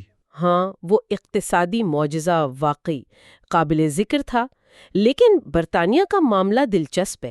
وہ شروع میں ای ای سی میں نہیں آنا چاہتے تھے، اپنی خود مختاری کا مسئلہ تھا، اور جب انہوں نے کوشش کی 60 کی دہائی میں تو فرانس نے، ڈیگال نے 2 بار ویٹو کر دیا۔ اچھا، صرف خود مختاری کی وجہ سے یا کوئی اور بات تھی؟ شاید دونوں، خود مختاری بھی اور برطانیہ کو ایک ممکنہ معاشی حریف بھی سمجھا جا رہا تھا۔ خیر آخرکار 1973 میں وہ شامل ہو ہی گئے۔ اور مشرقی یورپ، وہاں تو سوویت یونین کا غلبہ تھا، ان کے اپنے منصوبے تھے۔ جی ہاں، سوویت یونین نے بھی اپنے بلاک کو مضبوط کیا۔ مارشل پلان کے جواب میں مولوٹوف پلان آیا، اگرچہ وہ اتنا کامیاب نہیں تھا۔ معاشی طور پر 1949 میں کومیکون بنایا، اور فوجی لحاظ سے 1955 میں وارسا پیکٹ، جو سیدھا سیدھا نیٹو کا جواب تھا۔ اسٹالن کے دور میں تو بہت سختی تھی۔ اس کی موت کے بعد تھوڑی ہلچل ہوئی، البتہ یوگوسلاویہ وہ ٹیٹو کے ساتھ الگ چلتا رہا، ماسکو کے کنٹرول سے باہر۔ لیکن باقی جگہوں پر جب لوگوں نے آزادی چاہی، پولینڈ، ہنگری، وہاں مداخلت ہوئی۔ 1956 میں پولینڈ میں اور خاص طور پر ہنگری میں جو بغاوت ہوئی اسے تو کچل دیا گیا۔ پھر 1968 میں چیکوسلوواکیہ کا پراگ اسپرنگ، وہ انسانی چہرے والی سوشلزم لانا چاہتے تھے، اسے بھی بریژنیو نظریے کے تحت فوج بھیج کر دبا دیا گیا۔ یعنی اگر سوشلزم خطرے میں ہے تو مداخلت ہوگی؟ بالکل، یہی ان کا موقف تھا۔ لیکن یہ کنٹرول آخر کب تک چلتا؟ اندرونی مسائل تو تھے، خاص طور پر معاشی، اور پھر 1988 سے 91 کے درمیان وہ ڈرامائی زوال آیا۔ ذرائع کہتے ہیں کہ معاشی ناکامی اصل وجہ تھی۔ جی، یہ بات کافی حد تک درست ہے، اور اس میں گورباچوف کا کردار بہت اہم تھا۔ ان کی گلاسنوسٹ یعنی کھلا پن اور پیرسٹروئکا یعنی معاشی اصلاحات کی پالیسیوں نے ایک طرح سے راستہ کھول دیا۔ اور سب سے بڑی بات، انہوں نے کہہ دیا کہ سوویت یونین اب مشرقی یورپ میں فوجی مداخلت نہیں کرے گا۔ بریژنیف نظریہ ختم۔ اس سے تو مشرقی یورپ کے لوگوں کو بہت حوصلہ ملا ہوگا۔ یقیناً، اور پھر واقعات تیزی سے رونما ہوئے۔ ہاں، پولینڈ میں سولیڈیرٹی تحریک کامیاب ہوئی، لیخ ولنسا۔ جی، ہنگری نے آسٹریا کے ساتھ اپنی سرحد کھول دی، مشرقی جرمن وہاں سے مغرب جانے لگے۔ اور پھر نومبر 1989 دیوار برلن کا گرنا، کیا لمحہ تھا! سرد جنگ کے خاتمے کی سب سے بڑی علامت. اور ایک سال کے اندر اندر اکتوبر 1990 میں جرمنی پھر سے ایک ہو گیا. اور چیکوسلواکیا میں ویلویٹ ریولوشن، مخملی انقلاب، بغیر خون خرابے کے کمیونسٹ حکومت ختم ہو گئی. یہ سب بہت تیزی سے ہوا. لیکن کمیونزم کے بعد بھی مشکلات ختم نہیں ہوئیں. ایک نیا دور تھا، نئی پریشانیاں.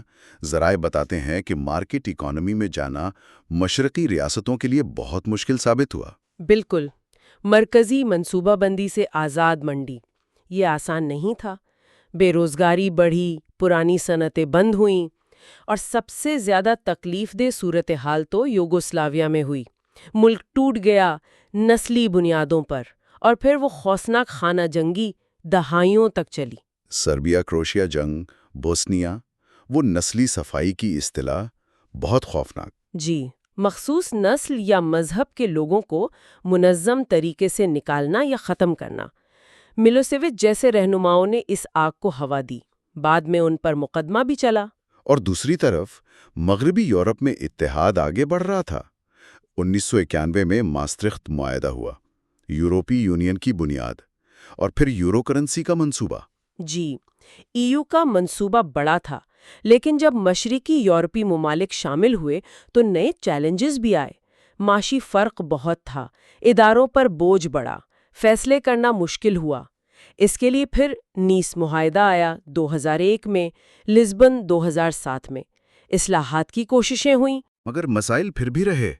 2008 کا مالیاتی بحران، ہاں، پھر یورو زون کا قرضوں کا بحران، اور حالیہ برسوں میں مہاجرین کا مسئلہ. اس نے یورپی اتحاد پر نئے سوالات اٹھا دیے ہیں. تو اگر ہم سمیٹیں تو 1945 کی تقسیم سے لے کر دیواروں کے گرنے اور پھر ایک وسیع تر یورپی اتحاد تک کا یہ سفر، یہ کافی غیر معمولی رہا ہے، اگرچہ مشکلات بھی کم نہیں رہیں. بلا شبہ. اور ان ذرائع کو دیکھتے ہوئے ایک بات واضح ہے کہ یورپ نے اتحاد کی طرف ایک لمبا سفر طے کیا ہے اور کافی حد تک کامیاب بھی رہا ہے. لیکن جیسا کہ یہ مواد دکھاتا ہے، معاشی مشکلات، کچھ جگہوں پر قوم پرستی کا دوبارہ ابھرنا، سماجی تقسیم، یہ چیلنجز آج بھی موجود ہیں. تو غور طلب سوال یہ ہے کہ کیا یورپی اتحاد کا منصوبہ ان مشکلات کے سامنے مزید مضبوط ہوگا، یا پھر ہمیں مستقبل میں نئی دراڑیں نظر آئیں گی؟ یہ ایک اہم نقطہ ہے سوچنے کے لیے. آج ہم بات کر رہے ہیں دوسری جنگ عظیم کے بعد مشرق وسطیٰ کی، خاص طور پر وہ فلسطین اسرائیل والا معاملہ. یہ تو ہمیشہ ہی آپ دیکھیں خبروں میں رہتا ہے. جی بالکل. اور اس گفتگو کے لیے جو ہمارے پاس بنیادی مواد ہے وہ اردو الفاظ کا سمندر کے ایک باب سے لیا گیا ہے. اس میں وہ سارے اہم واقعات، تنازعات، کوششیں، سب کا ذکر ہے. تو مقصد یہ ہے کہ صرف واقعات نہ گنوائیں بلکہ سمجھیں کہ کیا ہوا، کیوں ہوا. بالکل. ان ذرائع کی مدد سے ذرا گہرائی میں جا کر دیکھیں گے. اسرائیل کا بننا، عرب کوششیں، باہر والوں کا کردار، یہ سب. چلیں پھر شروع کرتے ہیں. 1948 اسرائیل کا قیام. اقوام متحدہ نے فلسطین کو تقسیم کیا، ایک یہودی ریاست بنی. تو عرب دنیا کا رد عمل تو ظاہر شدید تھا. جی، فوری رد عمل آیا. انہوں نے تسلیم نہیں کیا اور پہلی عرب اسرائیل جنگ چھڑ گئی. لیکن اس کی بنیاد تو پہلے سے رکھی جا رہی تھی نا، وہ صہیونیت، بلفور اعلامیہ. ہاں، وہ سب تھا. صہیونیت کی تحریک، پھر برطانیہ کا وہ وعدہ بلفور اعلامیے میں، اور برطانیہ جس کے پاس فلسطین کا مینڈیٹ تھا وہ مسئلہ حل کر نہیں پایا تو اقوام متحدہ میں لے گیا. اچھا. اور جنگ میں، مطلب 1948-49 والی، ہوا یہ کہ اسرائیل نہ صرف قائم رہا بلکہ اس نے توقع کے خلاف مزید علاقے بھی لے لیے. اس کا ایک نتیجہ نکبہ، لاکھوں فلسطینیوں کا بے گھر ہونا. جی ہاں، نکبہ یعنی تباہی. وہ مسئلہ آج تک لٹکا ہوا ہے. اسی زمانے میں وہ عرب اتحاد کی بھی تو بات ہوتی تھی، پین عربزم جسے کہتے ہیں.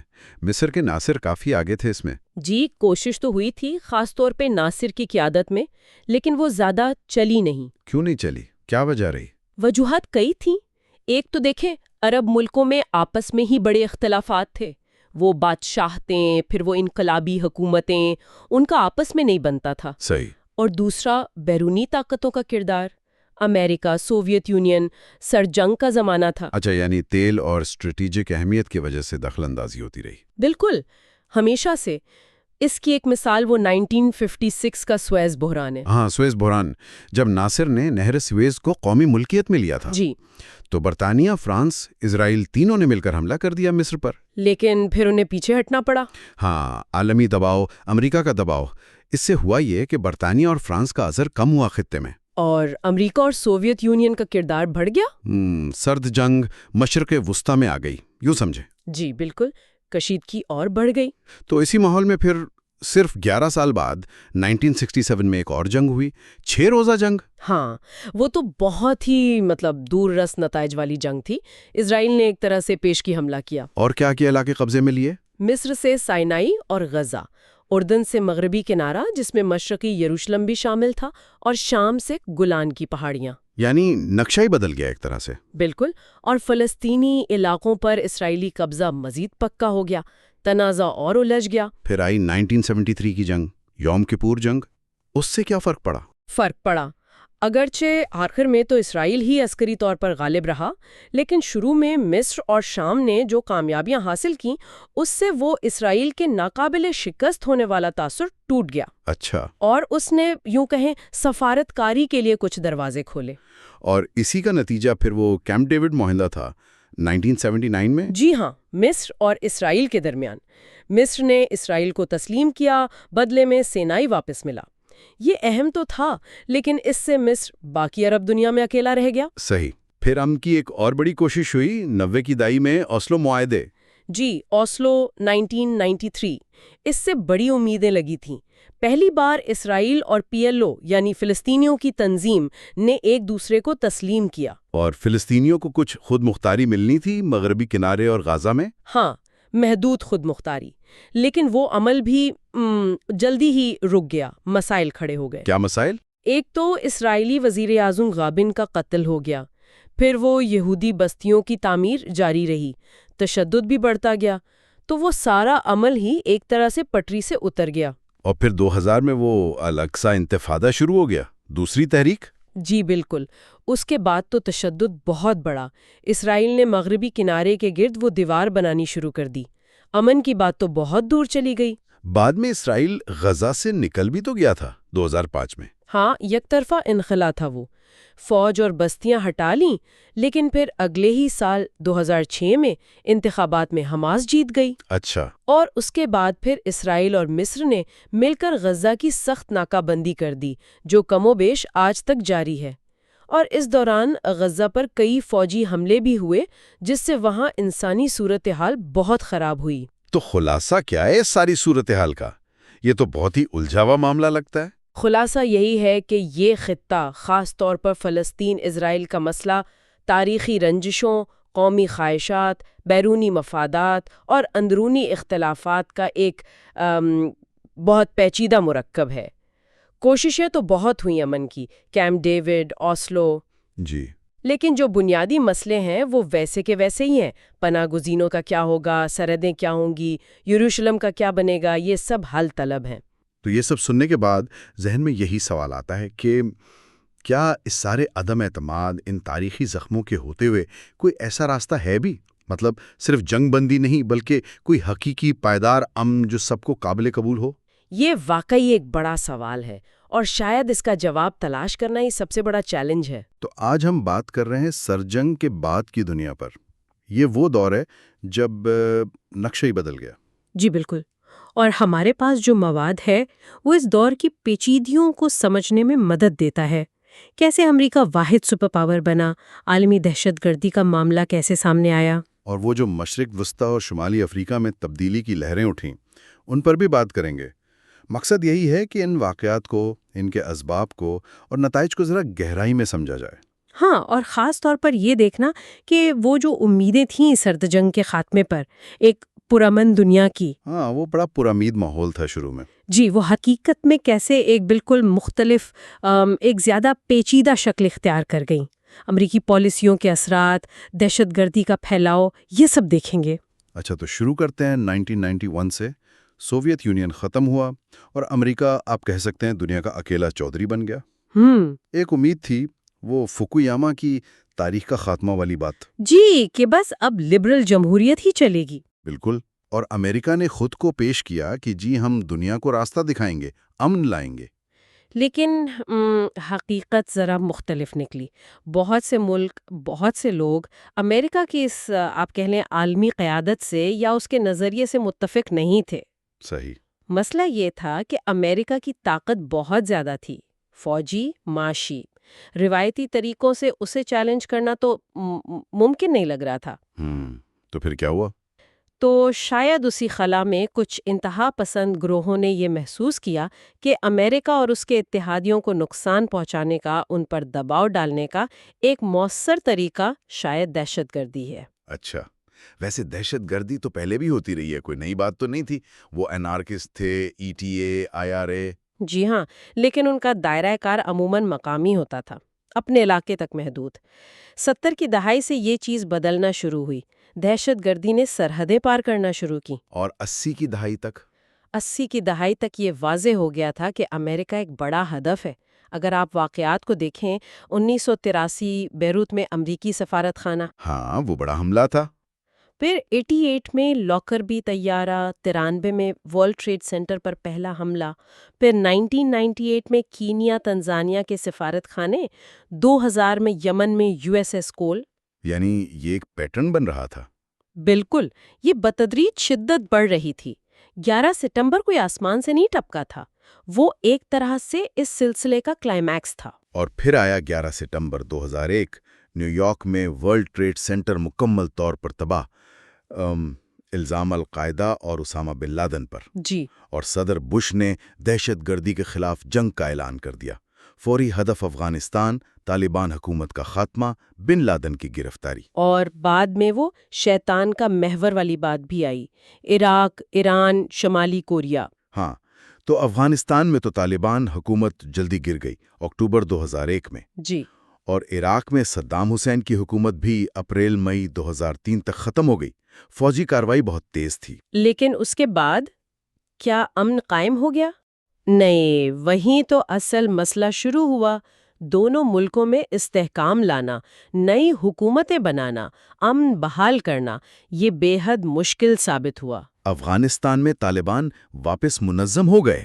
بالکل، اور عراق میں تو ایک لمبی خون ریز مزاحمت شروع ہو گئی جس نے حالات کو مزید بگاڑ دیا۔ یہاں کچھ ذرائع امریکی پالیسیوں پر بھی سوال اٹھاتے ہیں، جیسے نکولس گائٹ ہیں، ولیم بلوم، نوم چومسکی۔ جی، ان کا موقف ہے کہ امریکی خارجہ پالیسی خود مسائل کی جڑ رہی ہے، کہیں بہت زیادہ مداخلت، کہیں بالکل عدم مداخلت، جیسے روانڈا میں۔ اقوام متحدہ کو نظر انداز کرنا۔ ہاں، ان کا کہنا ہے کہ ان پالیسیوں نے دنیا بھر میں امریکہ مخالف جذبات کو ہوا دی، جس سے دہشت گردی کو پھلنے پھولنے کا موقع ملا۔ کچھ نے تو یہ بھی کہا کہ دہشت گردی کے خلاف جنگ کو امریکہ اپنی شاہی حکمت عملی، یعنی اپنا اثر و رسوخ بڑھانے کے لیے استعمال کر رہا تھا۔